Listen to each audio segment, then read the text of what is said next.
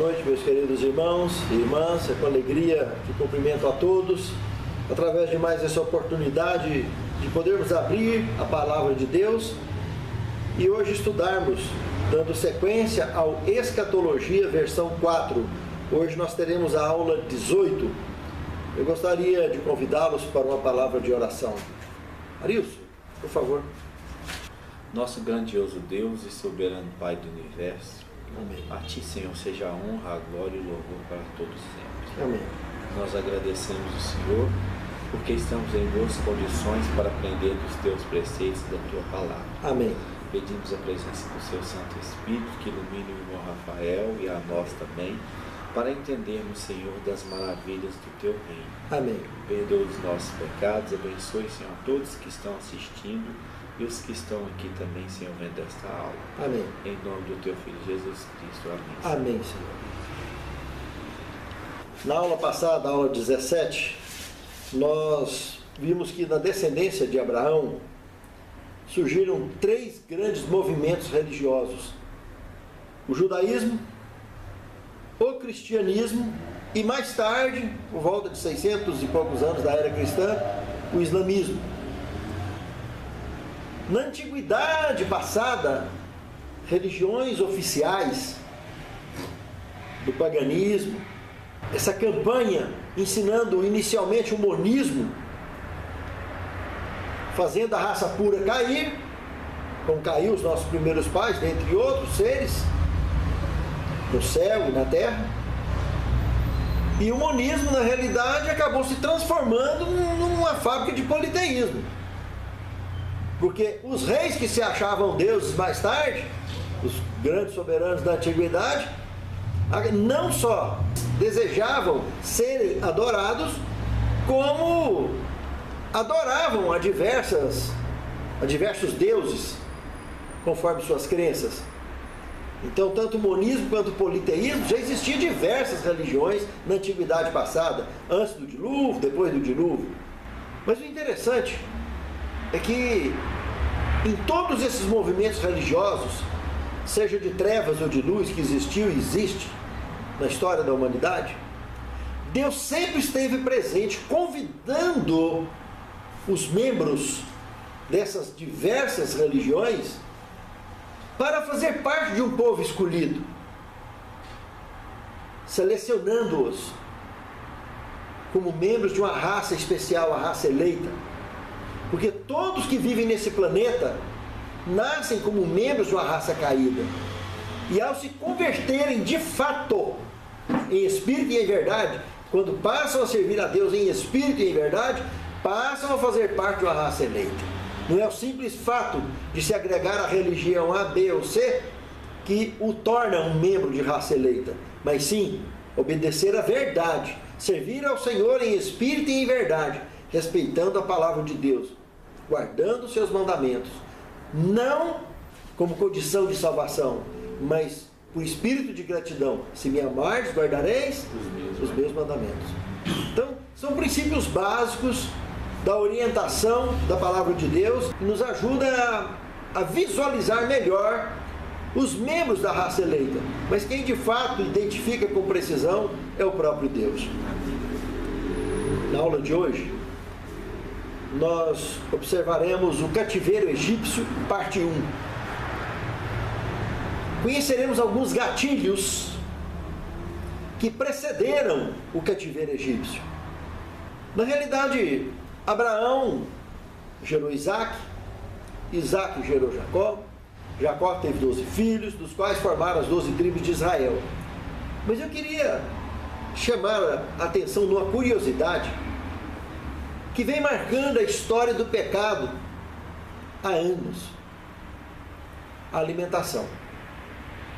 Presta atenção, que como nós já estudamos em aulas anteriores, percebemos que a alimentação foi o que trouxe a desgraça do pecado para esse planeta, lá em pleno Jardim do Éden. Assuntos relacionados com o apetite continuou trazendo e continua trazendo problemas para a humanidade até hoje. Nós vamos ver que entre Abraão e o Israel, as 12 tribos, esse problema continuou. O registro da questão do apetite, seja por excesso de apetite ou por medo da fome, de alguma maneira fazia com que esses patriarcas abalassem na fé, mesmo o próprio Abraão. Observem em Gênesis, no capítulo 12, do verso 10 ao verso 20, para vocês verem o que consta ali, especialmente no verso 10. Diz que Abraão, por causa da crise que teve ali, na terra prometida, desceu para o Egito. Ele desceu para o Egito, por causa da fome. De que nós estamos falando? Nós estamos falando agora do primeiro gatilho do cativeiro egípcio, que Abraão não era só a descendência dele que formaria o povo hebreu. Quando ele saiu lá de Ur dos Caldeus, ele veio com milhares de pessoas que andavam com ele. E esses indivíduos compôs o povo hebreu. Todos foram circuncidados quando foi instituída a circuncisão. É bem verdade que na descendência de Abraão, nessa descendência que envolve tanto os descendentes pela fé quanto os descendentes carnais, na descendência de Abraão viria o Messias. E quando ele surgisse aqui, ele se identificaria como filho do homem, tanto como filho de Deus. Tanto os representantes da raça caída, quanto os da raça eleita, ele estaria representando. Tanto os descendentes de Adão via Sete, quanto os descendentes de Adão via Caim. Filhos dos homens, filhos de Deus. Ele veio para salvar o que havia perdido. Ele afirmou isso o tempo todo. Mas observe a questão do apetite. Já com Abraão, a questão da fome.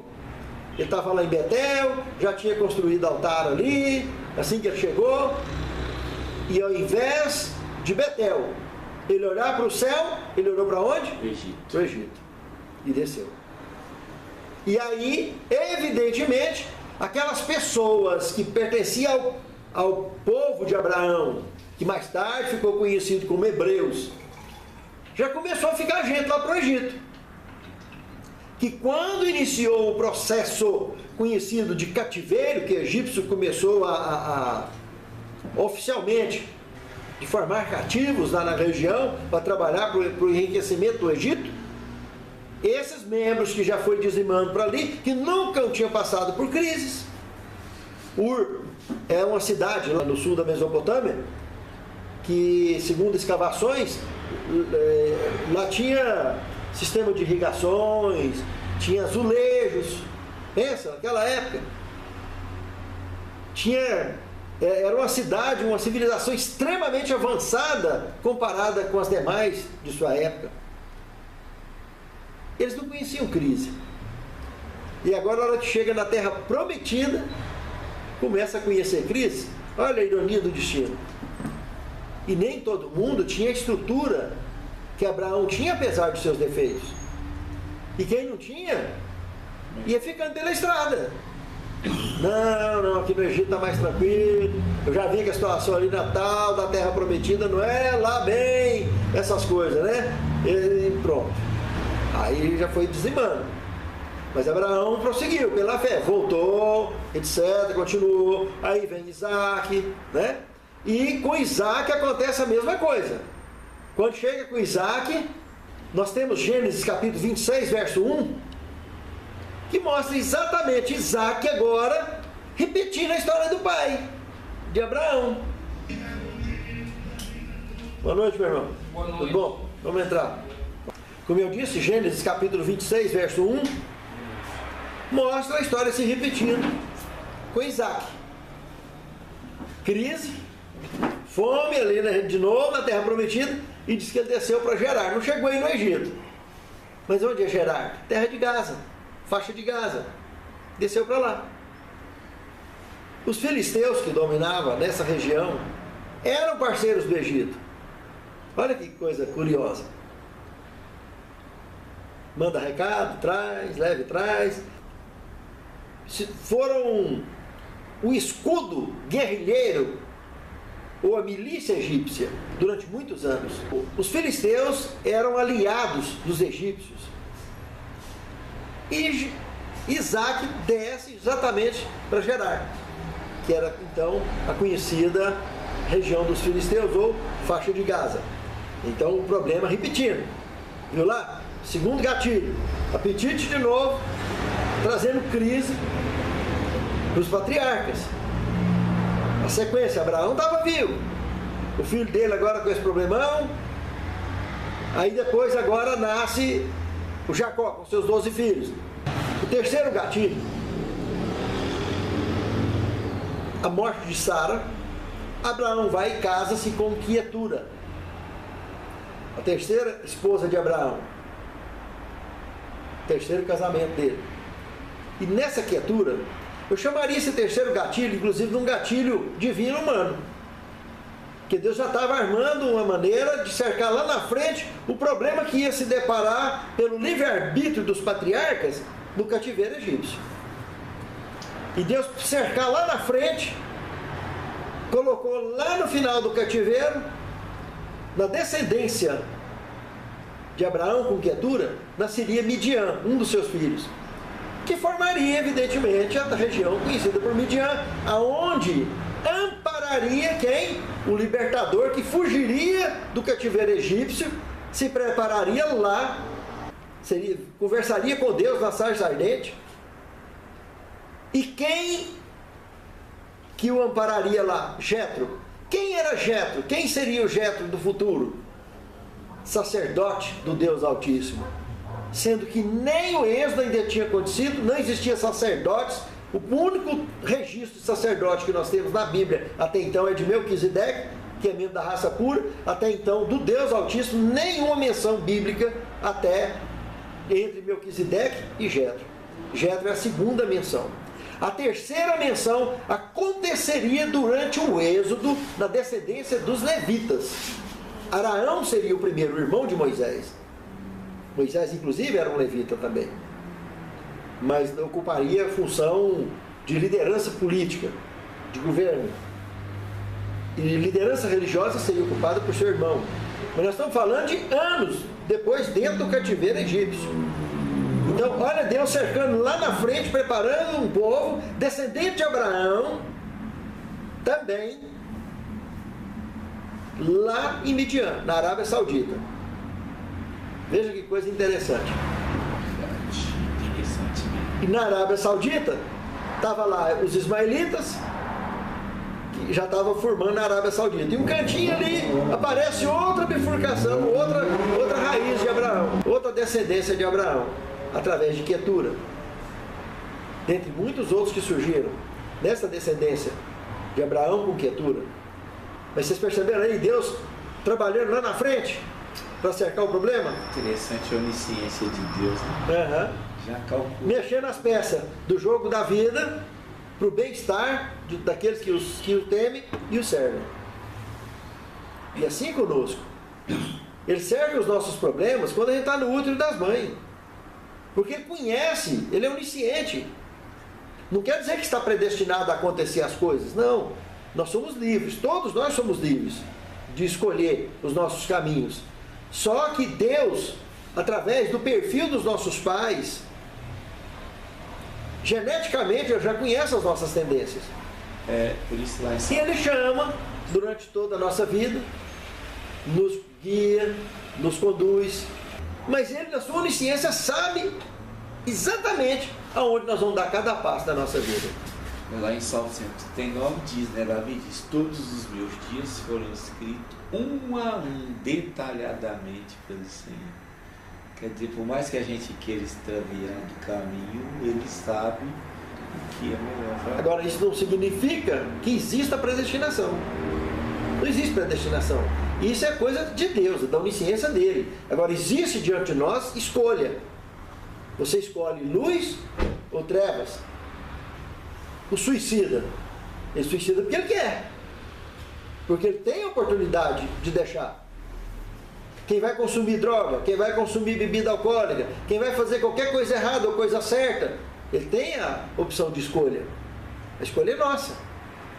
Deus sabe o que nós vamos escolher. Mas na verdade... É como se fosse destino, né? Se Deus sabe que todas as pessoas, quando nascem... Adilson, você falou a coisa certa. Destino é o que existe. Você escolhe o seu destino. Mas aí... Tem dois caminhos, luz e trevas. Na luz, se você fizer a escolha, você está escolhendo o seu destino. Mas não existe predestinação. Porque você escolheu luz, tudo que você fizer aqui vai ser debaixo da luz e Deus vai te salvar. Se você fizer a escolha aqui, nas trevas, você vai se perder. E aqui, no Novo Testamento, Jesus chamou de porta estreita e aqui de porta larga. E lamentavelmente a maioria tem escolhido por aqui. É mais fácil, é mais cômodo, não sai da zona de conforto. Então pense nisso. É muito sério esse assunto. Vamos voltar aqui para os gatilhos.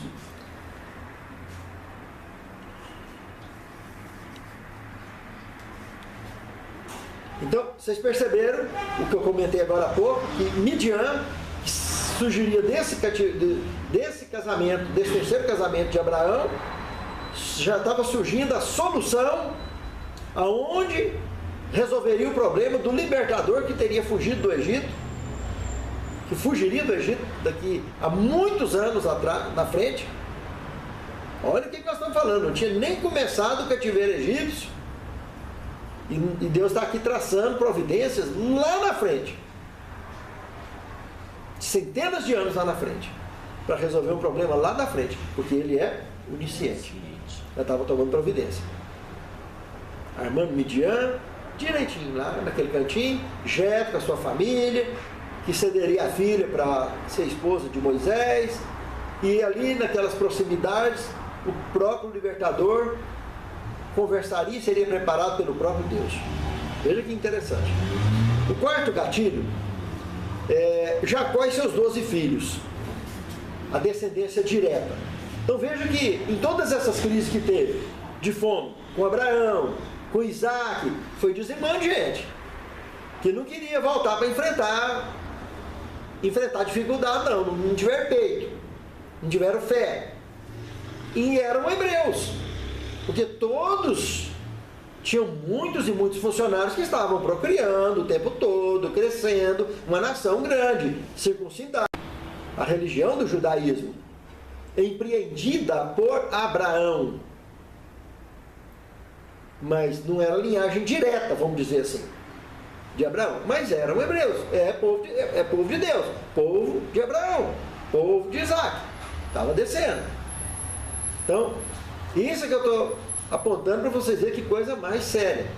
Agora, nós entramos com Jacó e seus 12 filhos, a mesma história. Inclusive, voltando um pouquinho atrás de Jacó, o nascimento de Jacó, quando Jacó nasceu, Isaac estava com 60 anos. Isaac estava com 60 anos quando nasceu Jacó. O filho da sua velhice, praticamente já, né? Esse filho que daria sequência às 12 tribos de Israel. Só que na história desse filho, Jacó, tem uma história muito curiosa de apetite também. Porque quem que nasceu junto com Jacó, irmão gêmeo dele, e que nasceu primeiro? Esaú. E Esaú se tornou um hábil caçador. E o pai adorava os guisados que a mãe preparava dessas caças de Esaú. E vocês conhecem a história. O Isaac já tinha ficado cego, só conhecia no tato e no cheiro, né? Ouvia, mas não estava enxergando mais. E pelo apetite, ele acabou sendo enganado pelo próprio filho. O outro que entregou a primogenitura, que isso é um caso seríssimo da primogenitura, porque o primogênito, ele ganhava uma proporção muito maior de herança do que os demais filhos. Primogênito tinha muito mais herança do que os demais, porque quando o pai morria, a parte do pai passava direto para ele. Percebeu a diferença? Então, quando Esaú aceitou vender a primogenitura, em troca de um prato de lentilha, era nada mais nada menos o que estava acontecendo. Ele não está nem aí. Passou. Apetite. A primogenitura, apetite. E aí Jacó armou um esquema, porque Esaú não imaginava que ele ia dar conta de passar a conversa no pai. Mas aí ele armou um esquema de colocar aquelas peles de animal no braço, porque o Esaú era cabeludo, ele não tinha cabelo daquele jeito, não tinha pelo daquele jeito. E aí a mãe também ajudou a engendrar o negócio todinho, arrumou tudo lá, pois deram conta de passar a conversa no velho. Por causa de apetite. Percebeu o apetite de novo? O apetite, tanto fome, fez ele descer quando era mais novo, lá para a faixa de Gaza, conviver, estabeleceu, fez tenda ali no meio dos filisteus. Então, em vez de procurar o problema no céu, foi procurar para lá, na faixa de Gaza. Em vez de enfrentar o problema de joelho e buscar a solução. E aí mais gente que foi dizimando. E agora, no Jacó, já na sua descendência, esse rapazinho, olha o que aconteceu. E Jacó, a hora que viu o tamanho do estrago que tinha aprontado, porque aí ele passou, acabou. A primogenitura diante de testemunha, encerrou o assunto. Ele simplesmente, quando Esaú descobriu o que tinha acontecido, viu que ele tinha dado conta de passar a perna no pai também, ele ficou doido. E aí eles tiveram que armar um esquema para ele fugir e ir para a casa de Labão.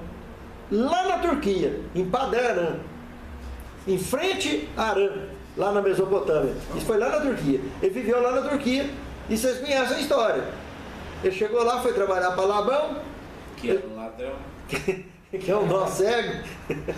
E ele Mudou o salário dele 4 vezes. Pois é, não, ele passou e sofreu demais, mas a conta que ele pagou lá em Labão é a conta que ele pagou diante de Deus das coisas, das nossas gajas que ele fez. Tudo que ele faz nesse mundo ele paga aqui, para poder purificar a gente, para poder lapidar o nosso caráter na realidade. É o que precisa de acontecer. E o juro foi para ele. E foi caro. Não, mas ele pagou com juros lá, coitado. Ele foi para lá, chegou lá, dentro de tudo que ele já vinha sofrendo, ele resolve apaixonar pela caçula de Labão. E aí ele falou, não, você tem que trabalhar 7 anos para você ficar com ela. Pra você poder casar com ela. Quando chega no dia do casamento, quem que ele entregou? A mais velha. A mesma.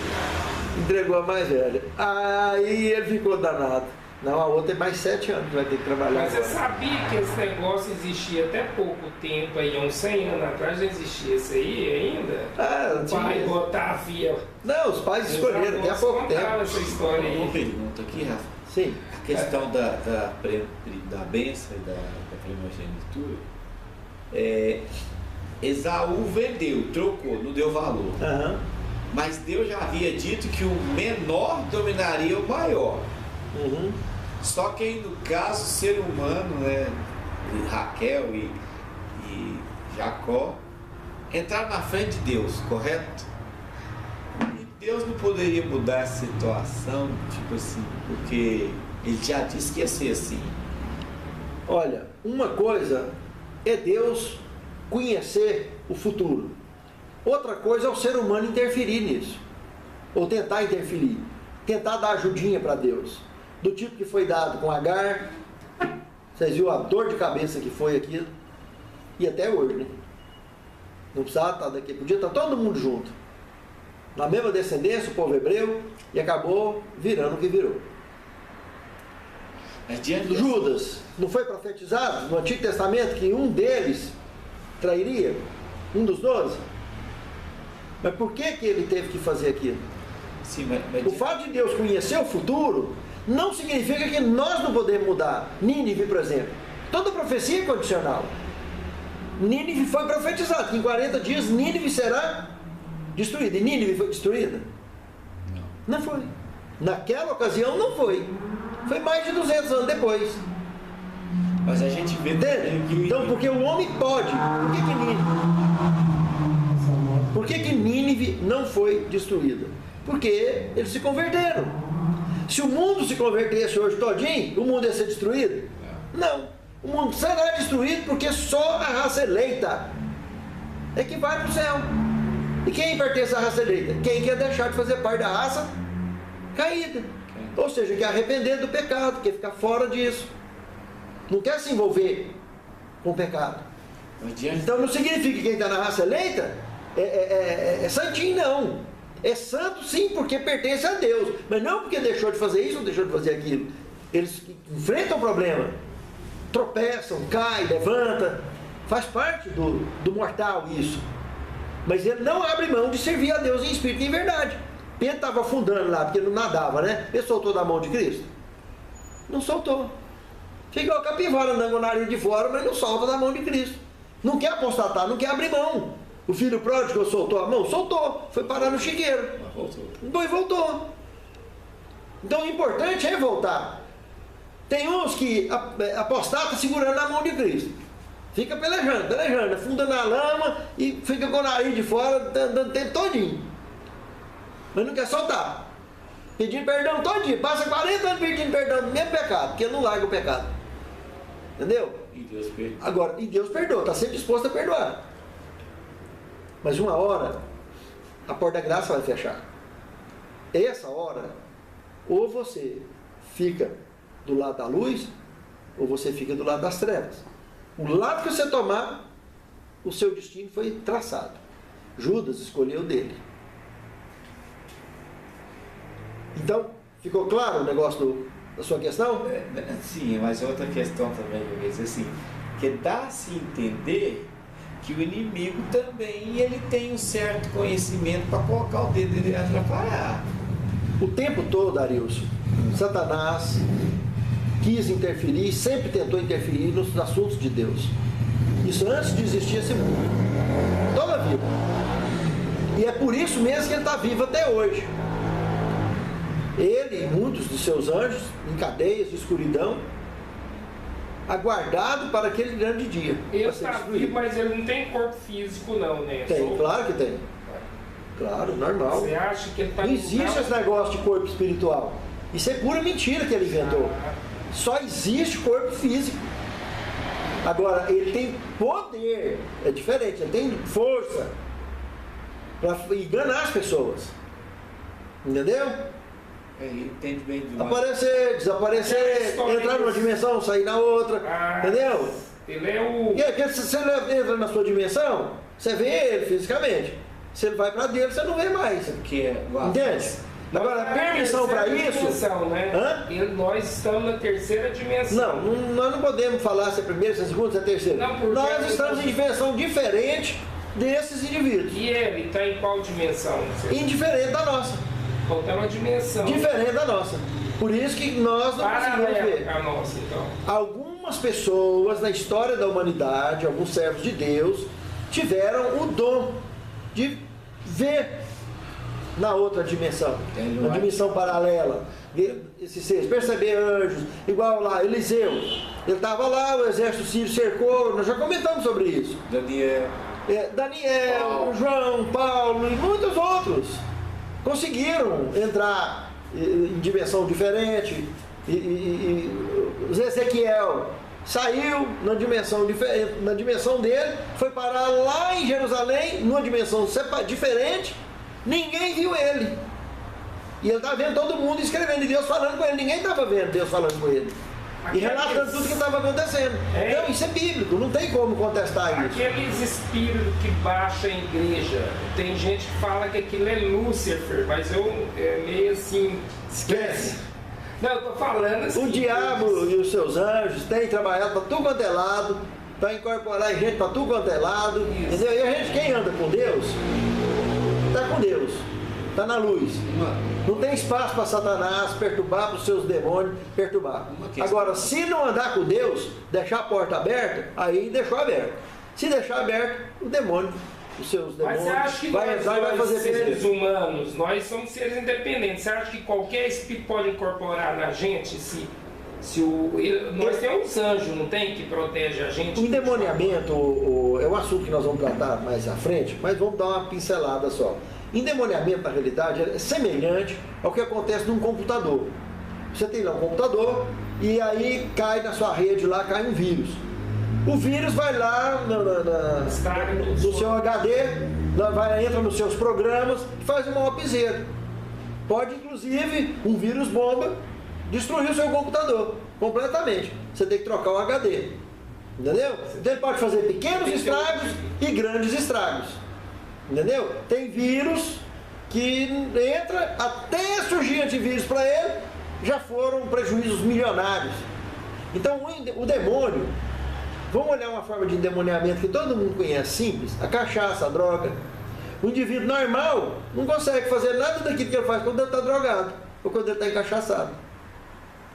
Ele cria força que ele não tinha, ele cria coragem que ele não tinha, e ele faz coisas que ele jamais faria também. Então isso é uma forma de endemoniamento, porque ele entra no cérebro e toma conta da pessoa e conduz as suas decisões. Um cara normal, por exemplo, um psicopata, você acha que o Satanás é poderoso para fazer todos aqueles absurdos? Toda psicopatia é uma direção satânica. Toda. Sei, é uma doença de cunho satânico. Ela tem uma independência, o cara sabe o que fez, todos nós sabemos. Você tem um sensor dentro de você. E aí é que eu te falo, não é só culpa, o cara vem e coloca com culpa do demônio isso. Não. O psicopata quer jogar a culpa no demônio. Isso. Mas nada justifica o que ele faz, porque ele tem escolha. Isso. Ele tem escolha. Por que ele não escolheu andar na luz? Tudo, para quem tem fé, tem cura para tudo. Tem cura contra o câncer, tem cura contra o infarto, tem cura contra o derrame, tem ressurreição. Quantas ressurreições tem na Bíblia antes de Cristo?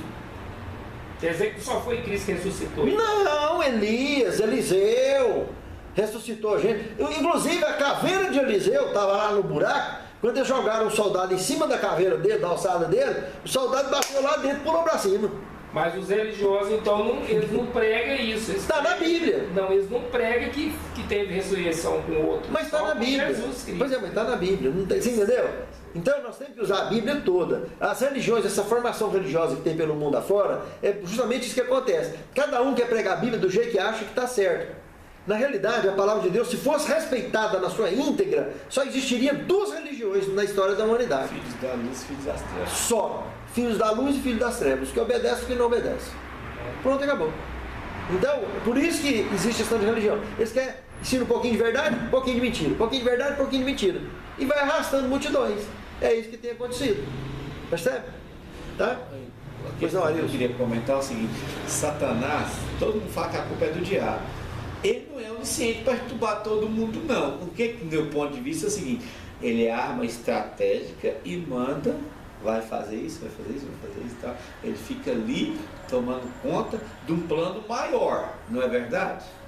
Olha, Satanás, na realidade, vamos raciocinar o seguinte: só aqui nesse planeta, que ele foi expulso lá do céu, pelo relato bíblico, há 4.000 anos antes de Cristo, aquela batalha que teve no céu, só aqui, que ele mora aqui, ele é mais já entrou no 7º milênio. Entendeu? Do ano 2000 para cá, nós entramos no 7º milênio. Percebeu? Só aqui. E ele já estava aqui antes. Imagina um cara que tem essa idade, não estou falando de gente que ele tem milhares e milhares e milhares. A idade dele foi a primeira criatura que Deus criou no universo. Mas ele continua com o seu corpo físico. Normal, normal. Esse indivíduo, imagina a experiência que ele não tem, a psicologia que ele não tem, ele não sabe o que você está pensando. Não. Mas ele julga com uma facilidade, ele chuta com a facilidade que dificilmente ele erra o gol. Percebeu a diferença? Pelo seu jeito de olhar, de expressar, ele fica te observando. No seu falar, você acha que ele pode o seu ouvir? exército tem essa habilidade. No seu falar, você falar suas palavras, você acha que ele tem capacidade de ouvir você? Se você falar, com certeza. Veja bem que Jesus falou que a boca fala do que está cheio, o coração. Está correto? Isso é uma técnica que Jesus já deixou para a gente poder prestar atenção e segurar o quê? A língua. A língua. Jesus estava ensinando uma estratégia para a gente poder ter força para combater os Então ataques em de todos Satanás. os lugares, então. Não. Em todos os lugares é só Deus. Isso. Tá? Então ele tem demônios, já tem acordo com empresas, com pessoas, com igrejas, com tudo quanto há. Então por aqui onde nós está, pode ter anjos de Satanás nos ouvindo. Aqui dentro não. Não, eu tô falando, pode ter em outros lugares. Com certeza, tudo quanto é lado do planeta Terra está infestado. Se você anda com as trevas, você está com o cão te acompanhando 24 horas. Se você anda com a luz, o cão está longe de você, mas está procurando uma oportunidade para te pegar. Ele está em derredor. Está em derredor. O Pedro falou, está andando como um leão, bramindo, procurando oportunidade para tragar. Percebeu? Então, isso que nós estamos falando aqui agora, são gatilhos que conduziam ao cativeiro egípcio, é exatamente isso que eu estou tentando mostrar. Que para chegar no cativeiro egípcio, existiam gatilhos humanos, que foi inevitável o cativeiro egípcio, mas teve gatilhos divino-humanos, que Deus já estava tomando providências para poder segurar a situação lá na frente. Aqueles deuses egípcios, então eles pregavam Satanás, então. Claro, a mentira. Porque eles têm as figuras, os caras... A mitologia egípcia, que você está se referindo. Então, aquelas religiões tinham tanto monismo como politeísmo. Tá? Vamos prosseguir. Então vocês viram que o negócio de comida... É problema. De apetite, com fome, ou apetite em excesso ou sem, negócio de fome, negócio de apetite, é complicado, já vem na história. Lutou com Deus e prevaleceu. Antes de encarar o próprio irmão, que era outro dor de cabeça, o irmão tinha ficado poderoso, tinha conseguido se tornar um cara de muitos bens e um exército violento que o cara tinha. E ele estava morrendo de medo de morrer. Mas como ele teve a luta com o próprio Deus e venceu, ele teve fé suficiente para poder encarar o irmão. Ele estava disposto a pagar o preço que fosse para passar a régua. E o Isaú veio e acabou se dando bem, tudo bem. Mas a história do apetite ficou amarrada aí. Uma verdadeira aventura que esse camarada enfrentou.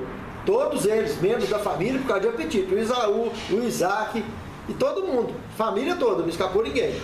Dentro da história de Jacó agora com seus 12 filhos, durante o estabelecimento lá na terra prometida, muita história complicada enfrentou também ali.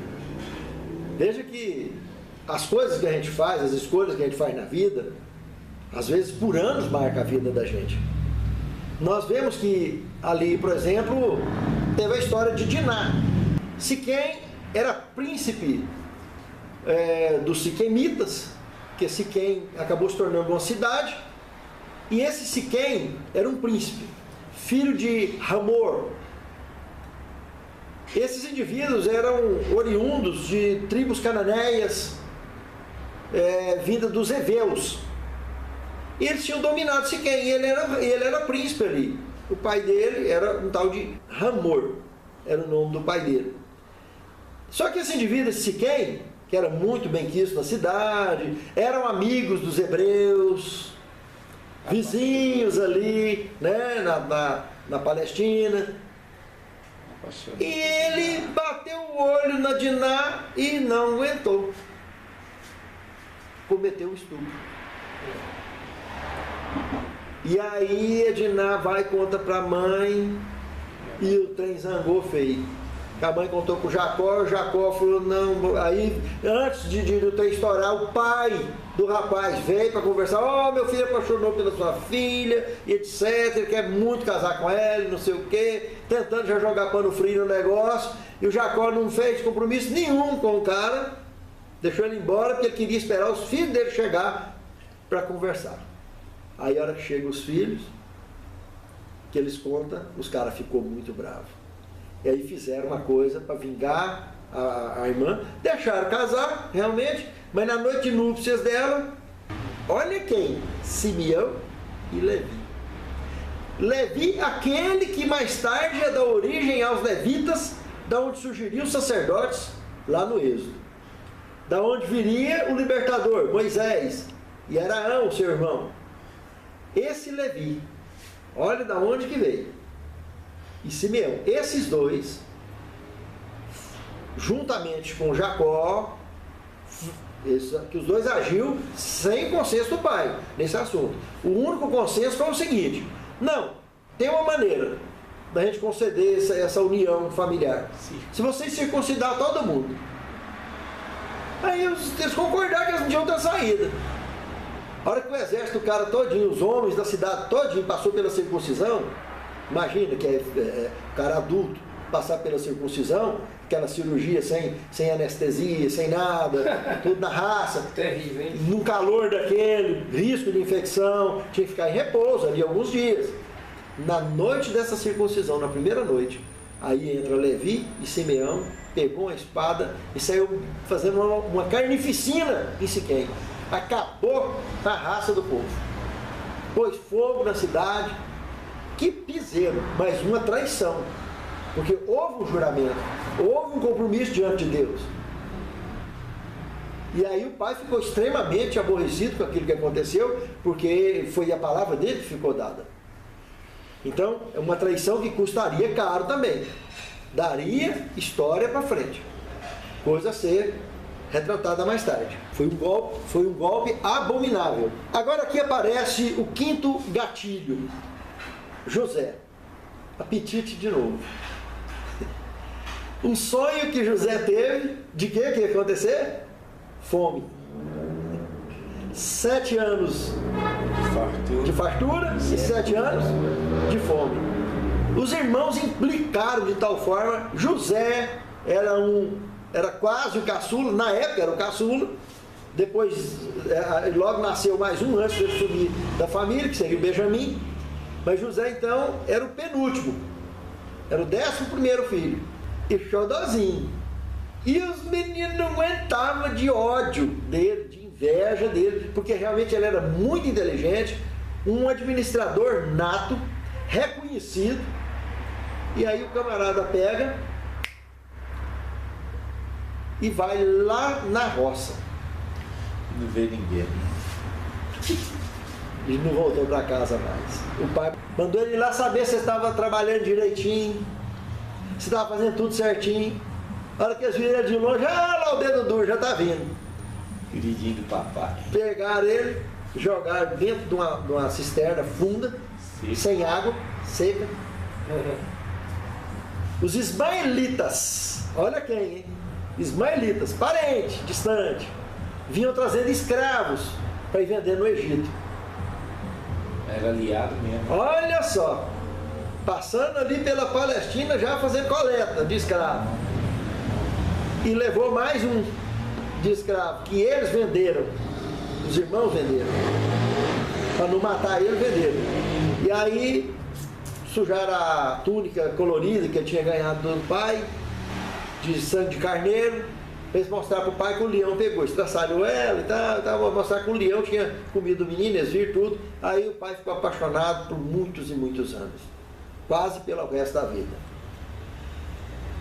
A profecia sobre a questão do apetite.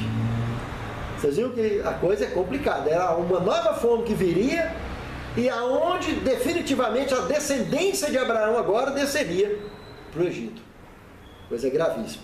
Gênesis 42 ao Gênesis 50 conta essa história de José, que nós vamos estar comentando provavelmente em detalhes na próxima aula, dentro do cativeiro egípcio. Mas de forma superficial vamos detalhar alguma coisa agora. O início do cativeiro egípcio, eu desenhei aqui no quadro, começou em 1876 a.C.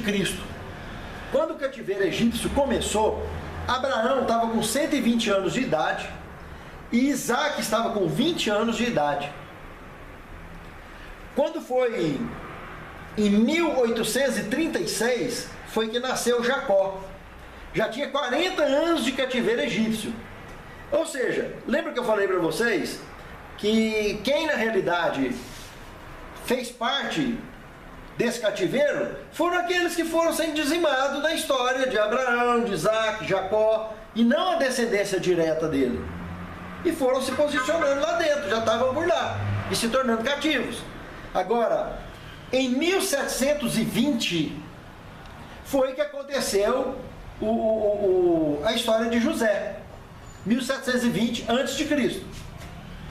José, então, se estabelece no Egito, foi vendido como escravo e se tornou o governador. Nesse ano aqui, ele se tornou o governador do Egito, simplesmente. Providência divina, um gatilho divino, que armou aqui atrás e que ia armar a trégua dos israelitas lá.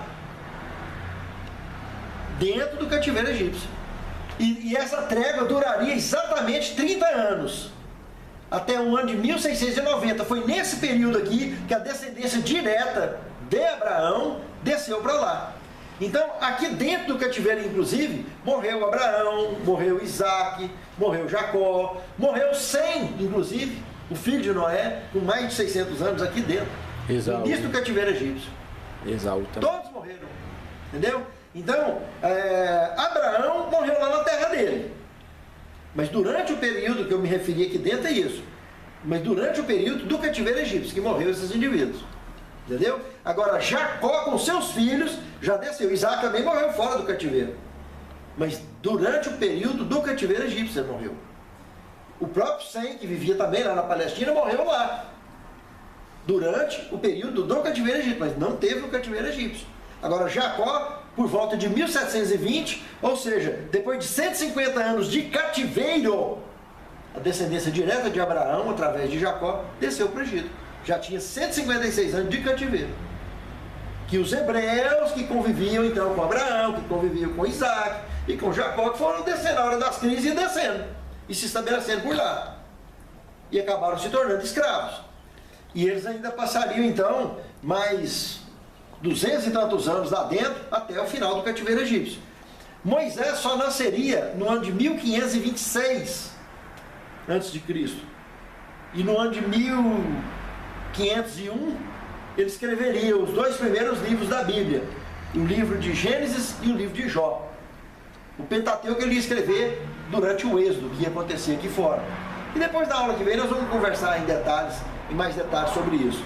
Eu queria chamar agora um texto bíblico para vocês perceberem a escatologia mencionada dentro da Bíblia Sagrada a respeito desse período do cativeiro egípcio.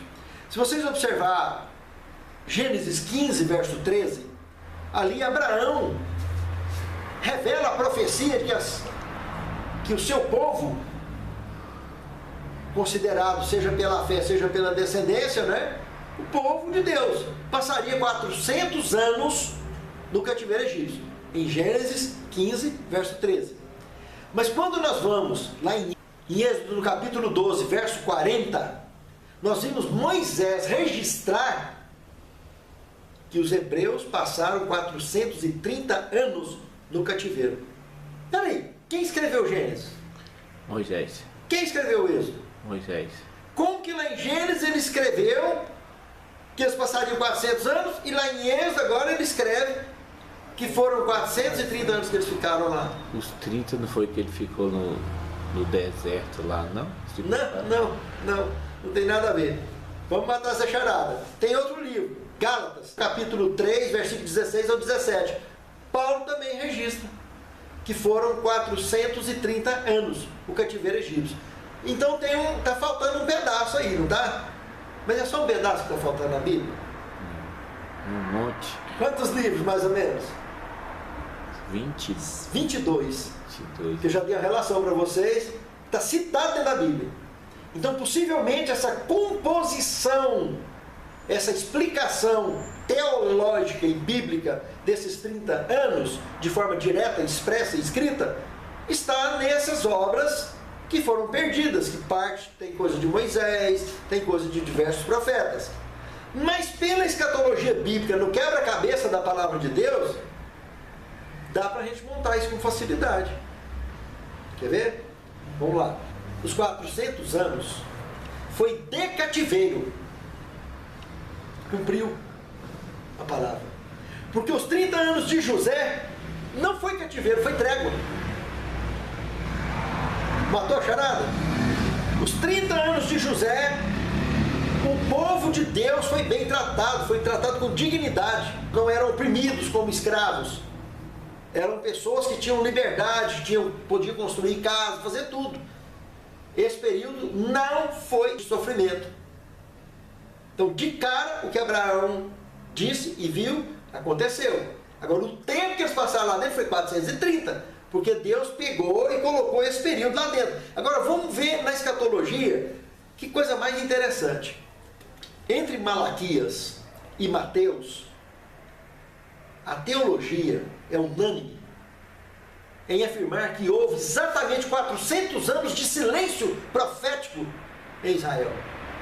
400 anos, onde se desenvolveu apostasias absurdas, inclusive período esse que dentro dele foi escrita a Septuaginta, onde foi incluído apócrifos dentro da Septuaginta, que mais tarde, anos depois, na era cristã, a Vulgata Latina da Igreja Católica incluiria alguns desses apócrifos que estaria lá na Septuaginta.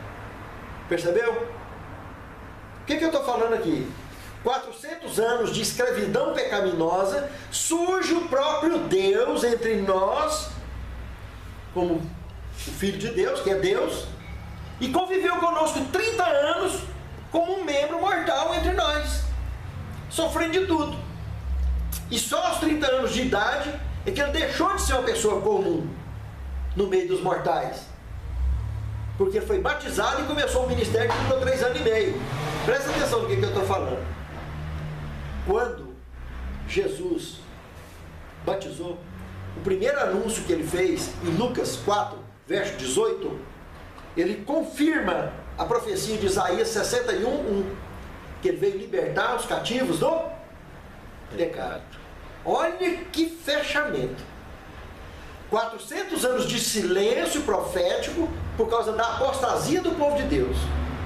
Aí vem o próprio Deus, envia seu filho como mortal, vive 30 anos junto conosco, que quando ele se batiza e se identifica como filho de Deus e filho do homem, ele anuncia